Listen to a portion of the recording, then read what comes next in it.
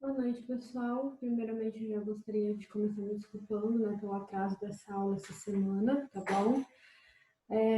Vai chegando o fim de semestre, mesmo à distância, a gente já vai ficando meio zonzo já. Então, tava meio complicada a leitura do texto essa semana para mim. Eu acabei me desfocando um pouco, tá? Mas vamos lá, né? O texto que nós vamos desenvolver hoje se chama O Desenvolvimento Urbano da América Espanhola Colonial, tá? Do Richard Morris. Ele divide o texto, se eu não me engano, em 5 partes, tá bom?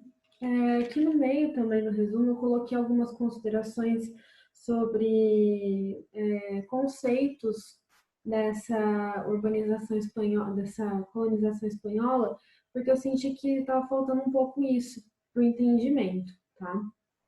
Outra observação interessante é que a gente tem uma ligação entre o texto dessa aula e o texto da aula de Brasil, tá? Então, as duas aulas meio que se complementam, contribuem para o entendimento.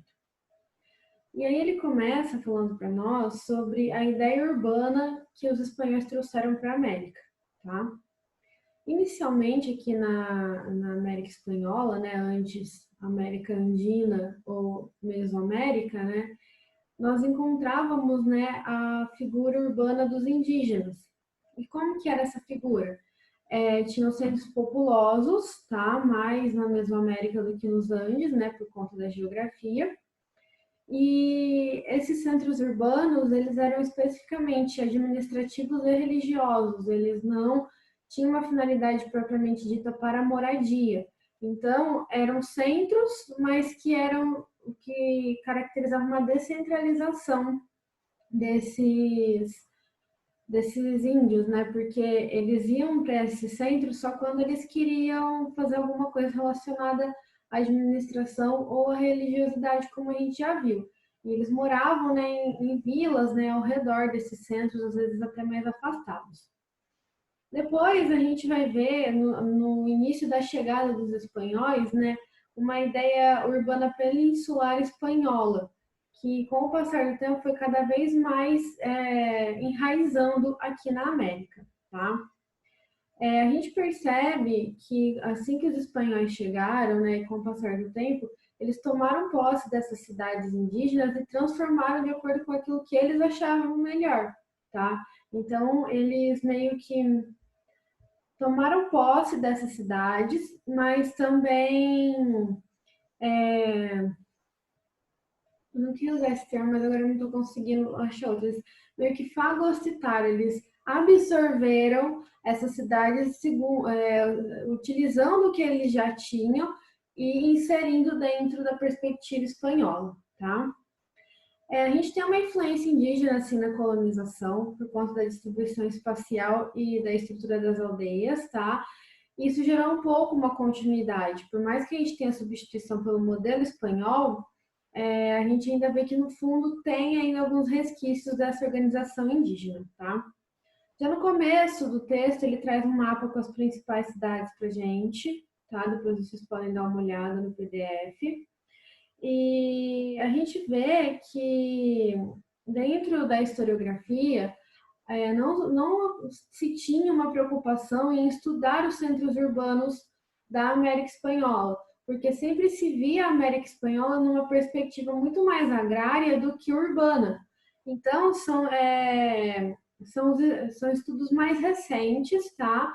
E eles foram iniciados porque o que chamou muito a atenção foram a forma como as cidades espanholas, as cidades aqui da América Espanhola foram construídas, segundo uma base que ia se propagando dentro dos inúmeros territórios, tá? Os primeiros estudos que a gente tem com relação à análise urbana da América Espanhola são dos anos 40, tá?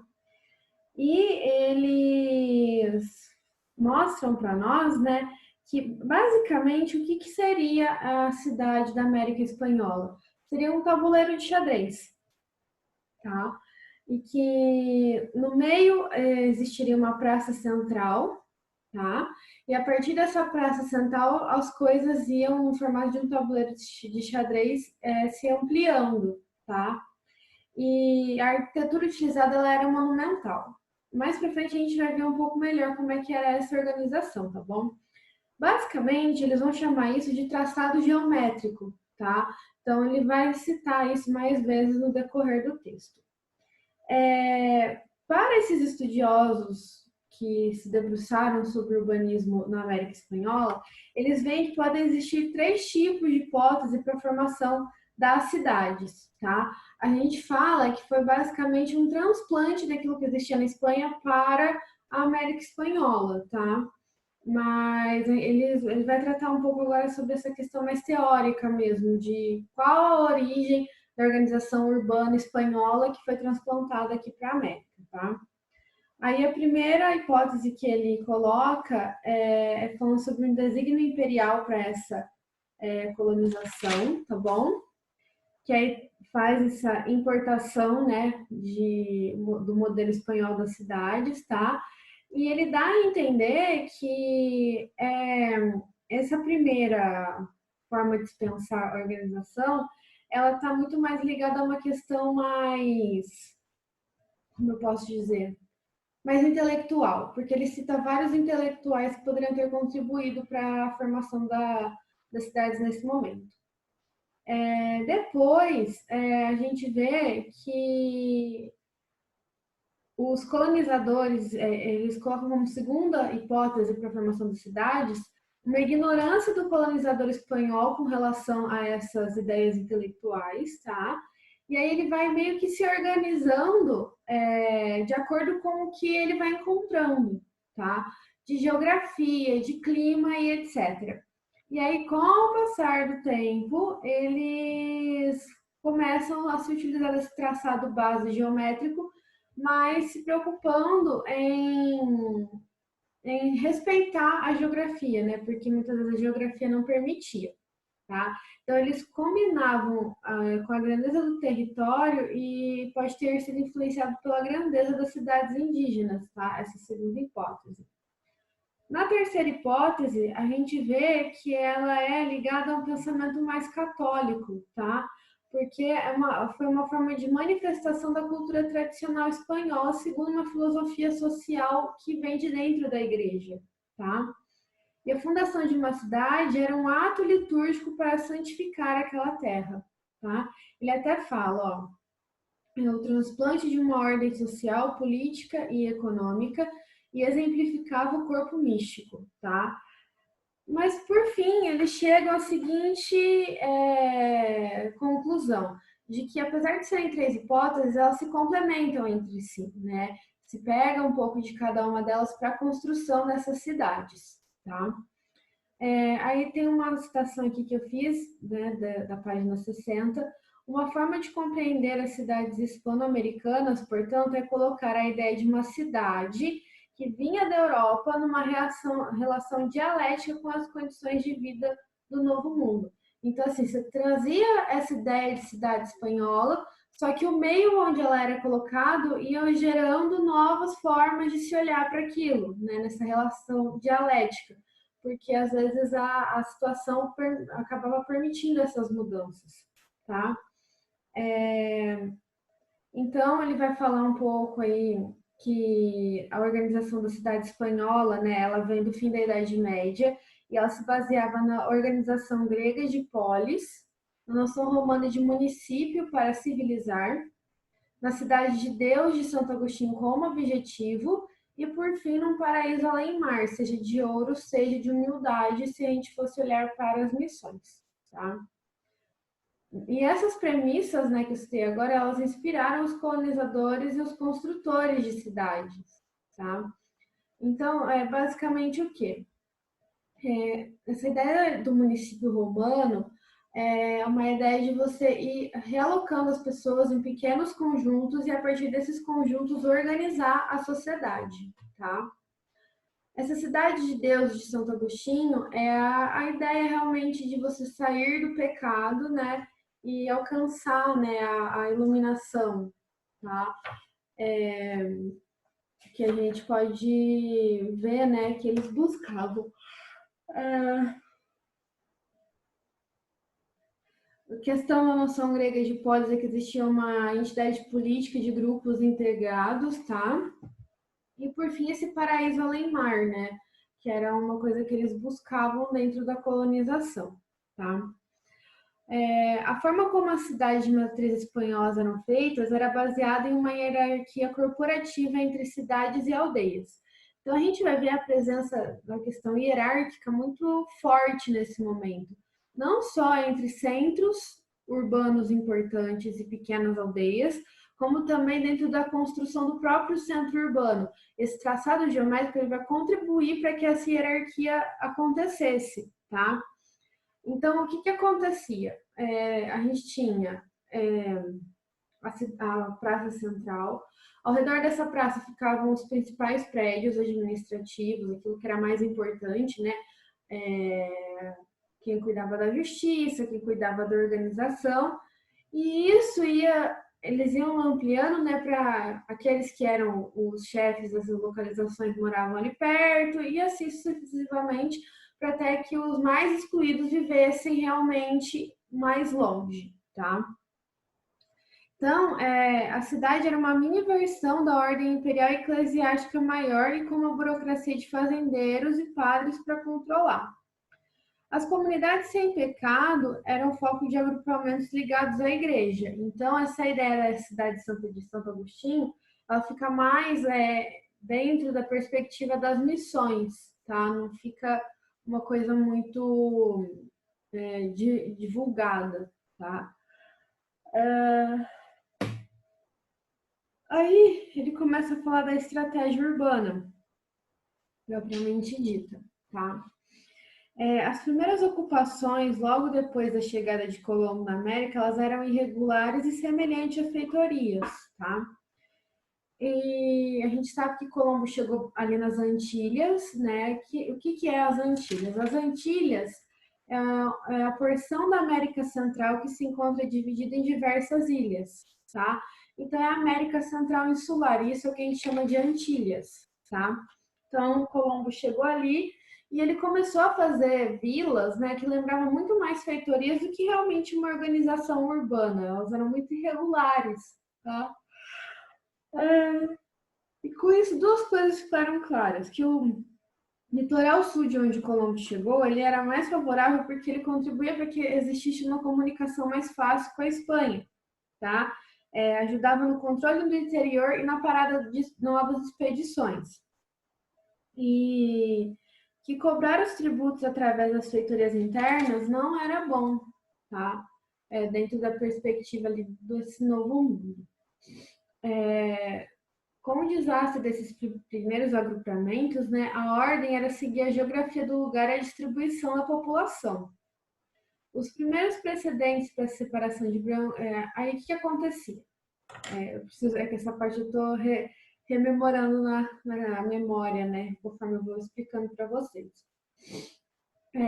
Então, o que eles começaram a respeitar? Começaram a respeitar a geografia, né? Se ela era uma montanha, você respeitava, ou dava preferência para vales e assim por diante. E também respeitando a distribuição da população. Mas com o passar do tempo a gente vai ver que essa distribuição da população vai começar a ser usada em favor dos espanhóis, tá? Então muitas vezes aconteciam muitas realocações de grupos indígenas por conta disso, tá? E é aqui nesse momento que a gente começa a ver uma coisa que a gente, pelo menos assim, eu não senti tanto na história do Brasil. Mas na América Espanhola, eles buscavam com muito ardor a separação de brancos e índios, tá? Na maior parte das vezes, eles não chegavam a concluir essa ação de separação, porque a sociedade acabava realmente se miscigenando, acabava que por conta de serviços também brancos e índios se misturavam e etc. Mas eles buscavam realmente essa separação, no sentido de construir centros urbanos grandiosos, seguindo o traçado geométrico para os brancos, e tendo vilas, né, que na maior parte das vezes eram comandadas pelo clero, para os índios, tá? Então eles realmente queriam que existisse essa separação. Em 1502, após um furacão, foi a criação da primeira cidade com um traçado geométrico, tá? E da primeira rede de vilas, que eram essas vilas que era para controlar os índios, tá? E não só para controlar os índios, mas também para construir uma economia colonial, tá? E aí a capital nesse momento aí dessa América Espanhola era Santo Domingo, que é a ilha onde a gente tem hoje a República Dominicana e o Haiti, tá?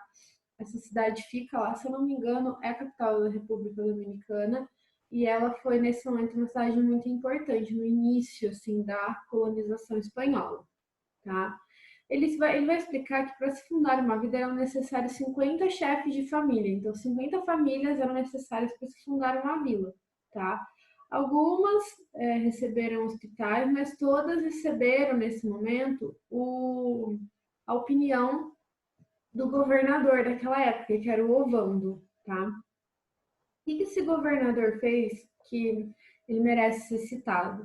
Ele desenvolveu muito bem a região, né, de Santo Domingo, garantindo uma infraestrutura para uma economia integrada e para a exploração das Antilhas de um modo geral, tá? Mas quando ele deixou o cargo, seu plano foi desfeito e levou grande parte da população indígena à morte, como a gente viu no texto da aula passada, tá? E um século depois, a ilha, né, que se chamava Ilha de São Domingo ou Hispaniola, ficou uma parte para os espanhóis e passou para domínio francês, que no caso é o Haiti, tá bom? Ele vai falar um pouco também de Cuba, tá? E fala que, apesar de não ter seguido o plano de desenvolvimento do governador Ovando, muitas das unidades municipais de outras ilhas das Antilhas utilizaram, né, as ideias dele, tá bom? E por que a gente tinha muitos obstáculos para que se tivesse uma rede de centros urbanos que contribuísse para a formação de uma estrutura, né, de um sistema que contribuísse para o desenvolvimento? Porque a gente tinha falta de cidades, falta de estradas, tá? O rápido escoamento de minerais também era um pouco difícil. A gente tinha uma morte elevadíssima da população nativa, tá? E estavam criando meio que algumas ciladas para trazer expedições para terra firme. E a burocracia imperial também não contribuiu, como a gente vai perceber muito claramente no texto da aula de Brasil, tá? Porque aquilo que o rei queria valia muito mais do que o desenvolvimento daquela localidade, tá? E aí, como é que começam a se organizar administrativamente essas cidades, tá? Eu vou tentar explicar um pouco, porque é um pouco confusa essa parte no texto. Porque assim, ele vai falar um pouco de como eram construídas as cidades espanholas e como isso foi transplantado aqui para a América Espanhola. No entanto, boa parte daquilo que a gente encontra de burocracia das cidades espanholas não permaneceu aqui na América Espanhola. E a gente vai ter a presença muito maior de uma única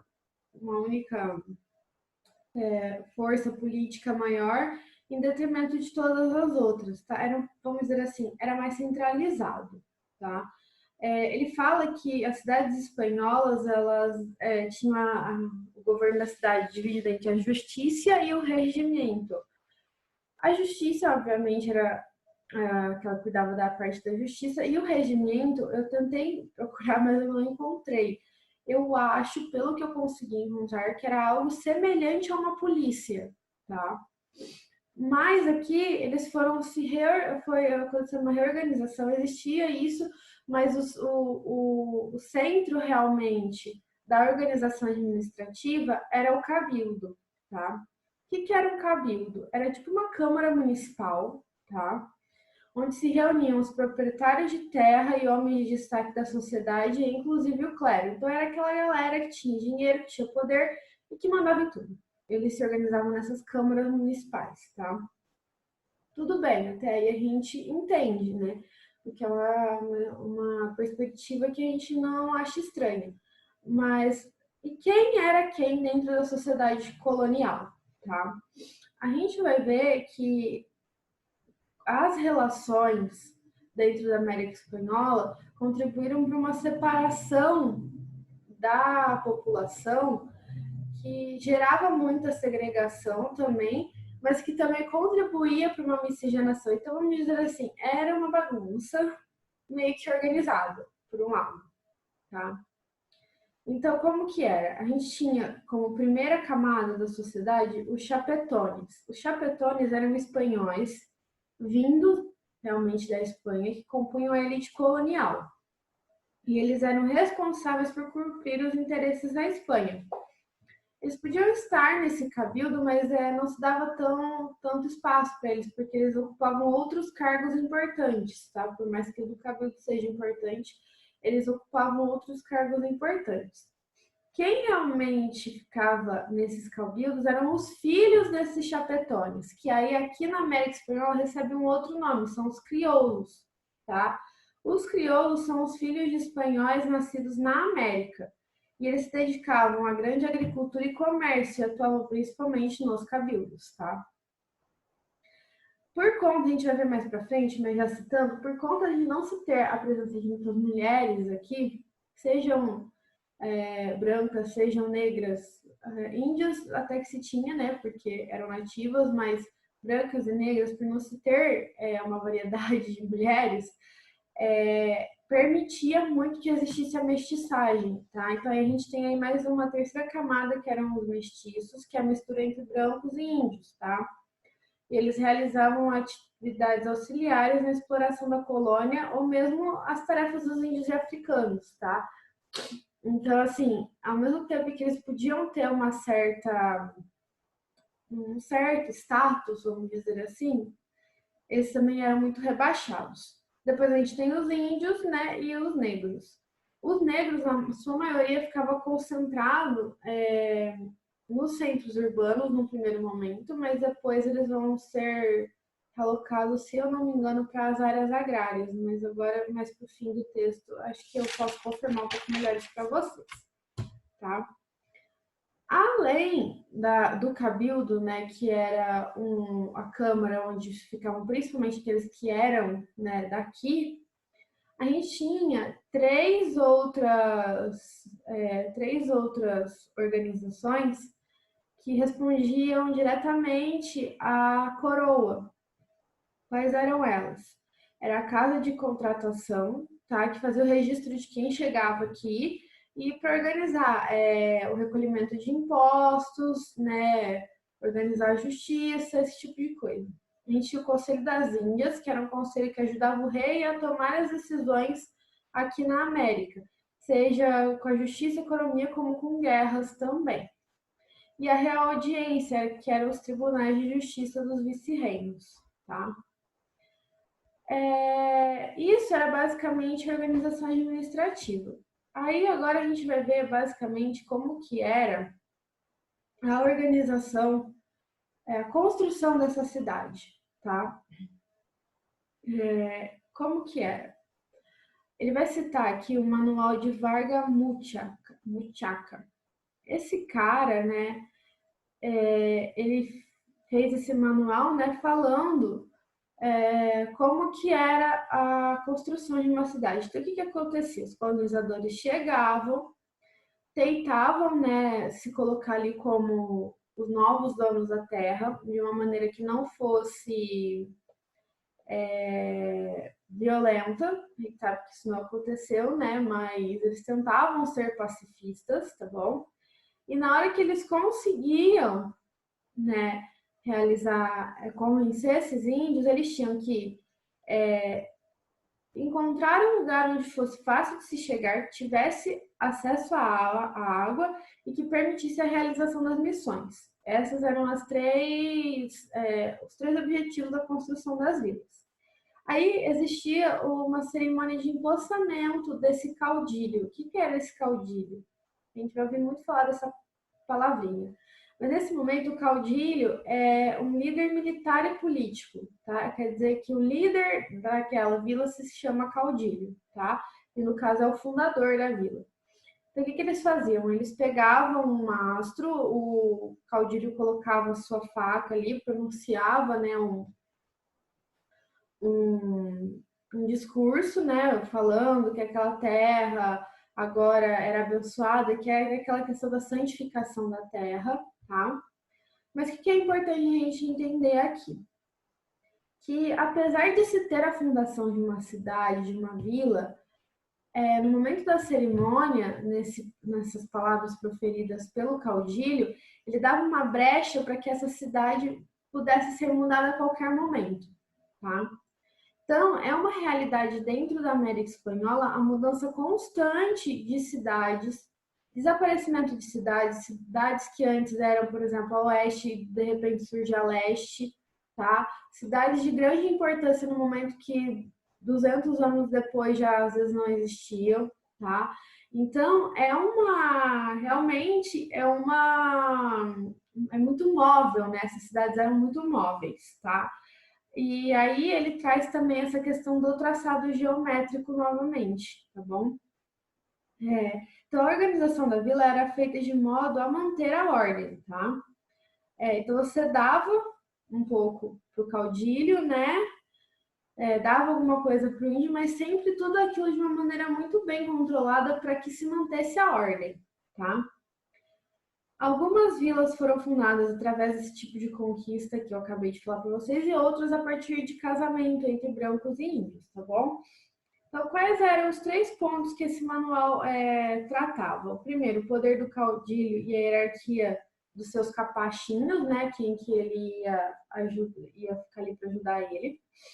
A proteção da coroa e do clero a qualquer nova ação da vila.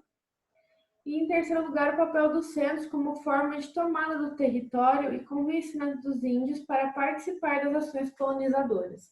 Então, esse convencimento não era somente para você tomar posse da terra, mas era também trazer os índios para o seu lado para que você conseguisse construir aquilo que você queria, tá? Que muitas vezes eram coisas muito grandiosas, né, para os espanhóis fazer, porque eles estavam em menor número, tá? Com o passar do tempo, a elite local começa a ter mais liberdade, tá? Principalmente aquelas que estavam mais afastadas. Então, como a gente sabe, o território da América Espanhola era muito extenso. Então, quanto mais longe dos principais centros urbanos você estava, maior era a liberdade que você tinha na tomada de decisões, tá?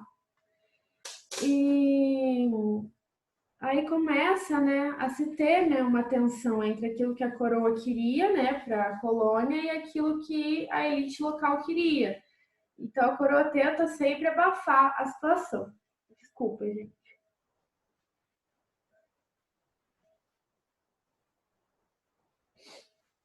Então o que importava, né, era recompensar os desbravadores, tá? Dominar o território e os índios, porque os índios eles não eram fonte somente de mão de obra, eram fonte de tributos também, de money, tá? E muitas das capitais que a gente encontra hoje em dia nessas regiões são fundadas nesse momento, tá bom? Então, nesse momento, colonizar era o mesmo que urbanizar. Se você queria colonizar algum lugar na região da América Espanhola, significa que você tinha que instalar ali uma vila, uma cidade, tá bom? Para poder controlar o território e para que a coroa também pudesse colocar as garras naquilo que ela queria, tá? No sentido simples de urbanização, né, de crescimento, né, no crescimento de cidade, a gente não tem muitos dados com relação a isso, tá? Deixa eu ver o que mais nós podemos falar com relação a isso.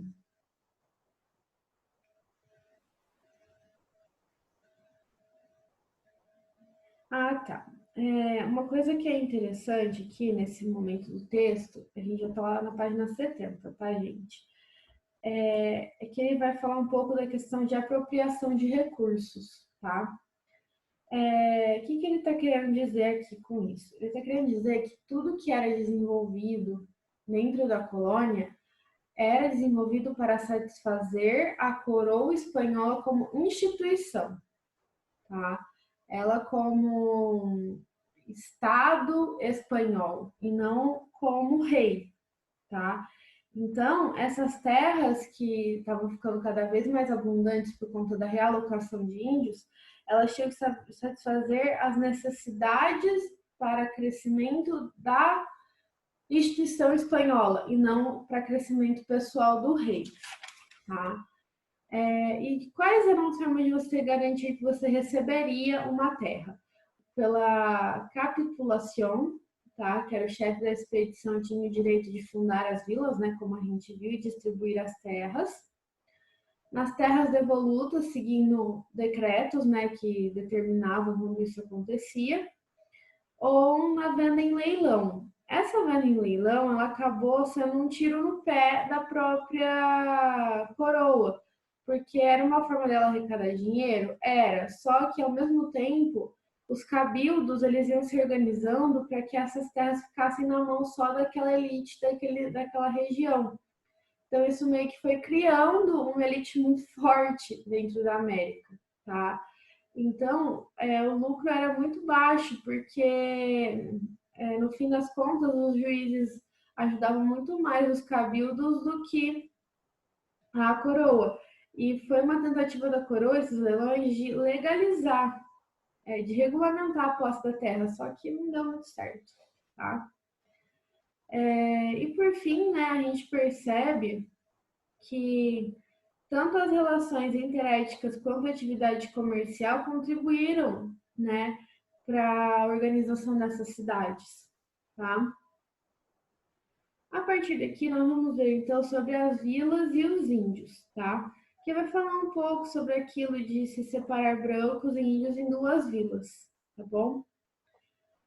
Que então eram essas duas vilas? A vila indígena ela era sinônimo de destribalização, ajuntamento, cristianização, cobrança de tributos e trabalho forçado. Isso é que era a vila indígena, tá? E a sua organização ela não era simbolizada pela posição social, tá? E a Praça Central era só uma igreja, que é muito diferente da realidade das vilas brancas, tá? Que era um local de moradia e que simbolizava a posição social, como eu falei para vocês, do centro para a periferia, né? Se organizando de maneira hierárquica, tá bom? E a Praça Central é que era o centro, né, dessa organização hierárquica, tá? Então, como eu já havia falado para vocês, a organização da pré-conquista indígena, né, eram centros com funções administrativas e religiosas e vários povoados espalhados. Na pós-conquista, a gente vê uma população indígena extremamente dizimada, tá? Com as suas principais cidades sendo reorganizadas pelos conquistadores, para benefício sempre dos espanhóis, tá? E aí aqui ele vai falar um pouco disso, da utilização das separações que já existiam dentro desses povos indígenas para organização e ordem da situação que os espanhóis queriam, tá? É nesse momento que a gente vai ter o surgimento da encomienda, tá bom? Que era uma maneira de você ajuntar os índios para garantir que eles trabalhassem e pagassem os tributos, tá bom? E aí, essa ideia de se sempre reorganizar em pequenos núcleos, né? Que já era uma realidade dentro da vida indígena, mas foi utilizado pelos espanhóis, você nuclear, né? E reajuntar esses índios era sempre para tentar diminuir a mortalidade indígena e também para ter um melhor controle, tá? Deixa eu ver o que mais que nós temos aqui. E aí a gente vai tendo sempre essas realocações dos índios, tá? Por que que aí nesse momento assim, vamos dizer assim, metade aí do século XVI, XVII, a gente vê que começa a se ter uma oposição muito grande a essa urbanização forçada que os espanhóis estavam fazendo. Por quê? Porque a gente tem os índios ficando muito mais vulneráveis às doenças por conta desses rearranjos, tá? E a gente também tem a criação das haciendas. Lembra que eu falei que a América Espanhola era vista como agrária? É por conta disso. Quando esses índios eram realocados, né, ficava uma terra vazia, essa terra era dada a alguém, e no caso virava uma hacienda, tá? E essa hacienda, ela era responsável tanto por dar a comida para os grandes centros urbanos, quanto como dar trabalho para aqueles que não eram indígenas e nem negros, tá? Que é o sistema de peonagem, que é servidão por dívida, tá? E aí se cria, né, esse binômio, né, latifúndio e grande cidade. É basicamente assim que a gente vai ver a organização da colonização europeia, tá? Ele vai falar então aqui de muitos exemplos, tá bom, gente? Vai falar um pouco dessa miscigenação também, falando que por mais que eles quisessem, né, separar brancos e índios, isso não aconteceu, tá? Porque índios trabalhavam na cidade dos brancos, os brancos, às vezes por falta de mulheres, iam atrás das índias e etc, tá?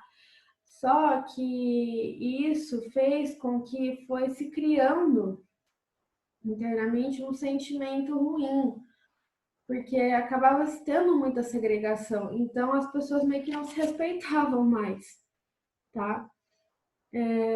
Então, o que a gente vê? A gente tem uma tensão social constante nos setores mais populares, né? São esses filhos de, às vezes eram filhos de brancos, mas que no fim das contas eram tratados como mestiços, apesar de terem pais brancos, né? Pais ou mães brancas, né? Porque eles não conseguiam mais saber em que lugar que eles se encaixavam. E aí, com o passar do tempo, vai se percebendo que a identidade étnica, né, de eu sou índio, você é negro, você é branco, vai sendo substituída por uma identidade de classe, no sentido, não no sentido propriamente de classe proletário, mas de classe social, vamos dizer assim. Porque você teve um aumento muito grande da população urbana com o afrouxamento do controle social, né? Porque para eles essa separação era para fazer o controle social mesmo.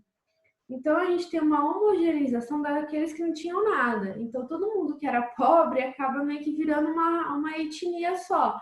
E isso gerou um sentimento comum de deserdação. E aí fica uma situação muito ruim, tá? E a gente vai ver que isso vai ser um pouco combustível lá na frente para algumas situações no período de independência que vocês vão ver no ano que vem, tá? Aqui agora, então, nós vamos ver sobre as vilas e o comércio, tá? Nessa parte do texto, ele vai falar de muitos exemplos, tá? Mas o exemplo principal que a gente tem de comércio é em Lima e Buenos Aires, tá? Por quê? Porque a América Espanhola ela não tem a organização suficiente e nem as instituições suficientes para se construir um comércio, tá? Então a classe de comerciantes ela é extremamente volúvel. Ela vai se transformar naquilo que for melhor para ela no determinado momento.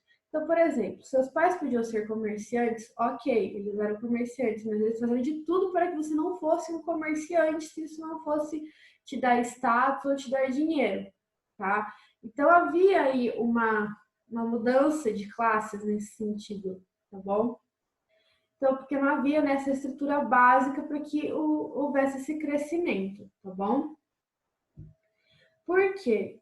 Aí aqui vai entrar um pouco o texto lá de Brasil.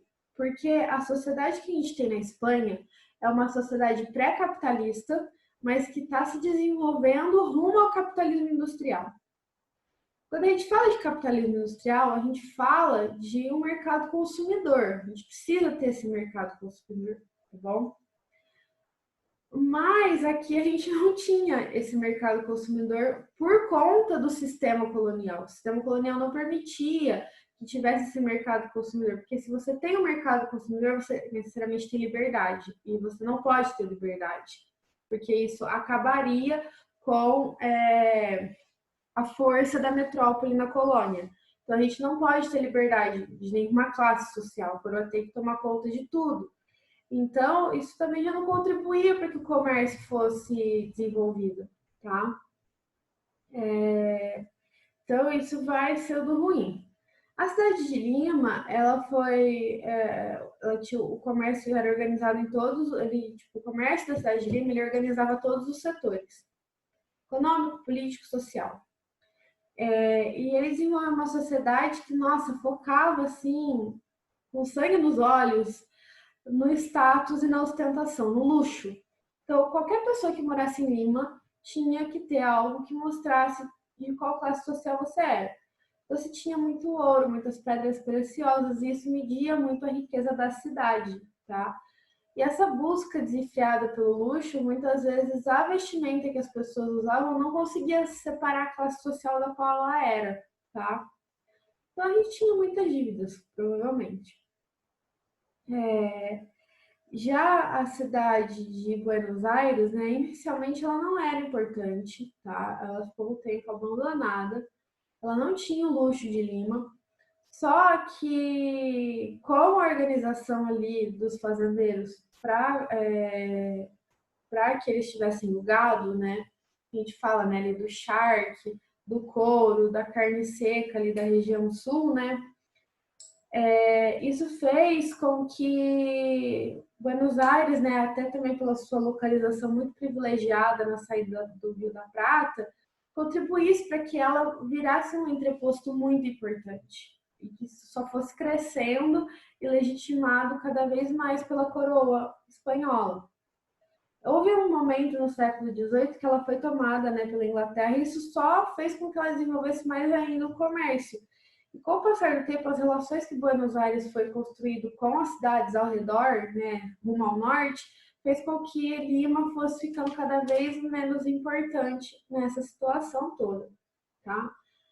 Mas, assim, nessa parte de relação de comércio e vila, né, a gente só precisa entender que as zonas de poder mudavam muito facilmente. Da mesma maneira que as cidades eram transplantadas de lugar, mudavam de lugar, deixavam de existir, é, as, as organizações comerciais também contribuíram para que algumas tivessem mais importância que outras em determinados momentos e assim por diante. A gente precisa sempre ter em mente, né, que apesar disso, a, a América Espanhola não tinha tudo aquilo que era necessário para que esse comércio fosse realmente grandioso, tá? E por fim, ele vai falar já aí do fim do período colonial, se encaminhando para as independências. A gente vai ver que essas cidades passam a ser centros desses movimentos de independência, muitas delas, tá? E essa urbanização que a gente encontra no século XVIII até a independência, nós temos três características muito importantes. A primeira, o crescimento rápido da população. A segunda, a reforma dos Bourbons. E a terceira, a mudança econômica. Tá? A primeira, que é o crescimento rápido da população, é a recuperação indígena, tá? É a melhoria da saúde, é a imigração e é a cada vez crescente tráfico de negros, tá bom? Isso contribuiu para que as cidades, em geral, crescessem, tá? Mas o mais engraçado foi que os principais centros urbanos tiveram uma queda drástica da população, tá? Então, a gente vê que isso vai acontecendo por desastres naturais e também por essa organização em busca da independência, tá? E aí a gente vai ver que aquela coisa que eu falei dos negros, né, de que inicialmente eles estavam nesses centros e depois foram para a região agrária, é verdade. Porque tanto eles quanto os índios vão ser uma base, né, de mão de obra para as haciendas, né, para contribuir para o desenvolvimento agrário. A reforma dos Bourbons foi no sentido de melhorar os serviços urbanos, melhorar o planejamento das cidades, trazer mais pompa e circunstância para elas, tá bom? As cidades começaram a ser utilizadas também como proteção na fronteira, tá? E começa-se, né, com essas reformas a tentar descentralizar os centros urbanos, tá bom? Criando novas vilas, principalmente em regiões mais produtivas, tá? Tudo isso para tentar se melhorar os serviços, ordenar melhor a população, tá? E aí, com essa reorganização, surgem novas vilas, novas missões, até presídios se tornam centros que contribuem para novas reorganizações e localização de população, tá? E tudo isso era uma forma da coroa querer diminuir o poder daqueles centros antigos e dar para novos centros, para realmente dar uma mexida e assim mostrar que a coroa realmente era poderosa e que você podia se transformar hoje numa pessoa importante, mas amanhã você não seria mais, tá? E por último, né, a produção crescente de exportação, né? E começa a se ter uma especialização, né, da produção para que se consiga, né, fazer essa exportação em larga escala, tá? Isso revolucionou o desenvolvimento urbano também, tá? Mas apesar de se ter, né, uma mudança da organização das cidades, a modernização efetiva da cidade vai vir só no século XIX, tá bom? E o mais engraçado, né, ele conclui o texto falando que as guerras de independência, eles trouxeram a independência para a América Espanhola, mas deram muito prejuízo na questão da urbanização, porque essas guerras, né, por conta da sua violência, levaram muito mais a uma desurbanização desses centros do que uma construção de grandes cidades, tá? Então, assim, são características muito específicas, né, dessa região, mas a gente vê como a organização delas difere muito daquilo que a gente encontra no Brasil, tá bom? Deem depois uma olhada, né, no resumo do texto e qualquer dúvida eu estou à disposição. Muito obrigada.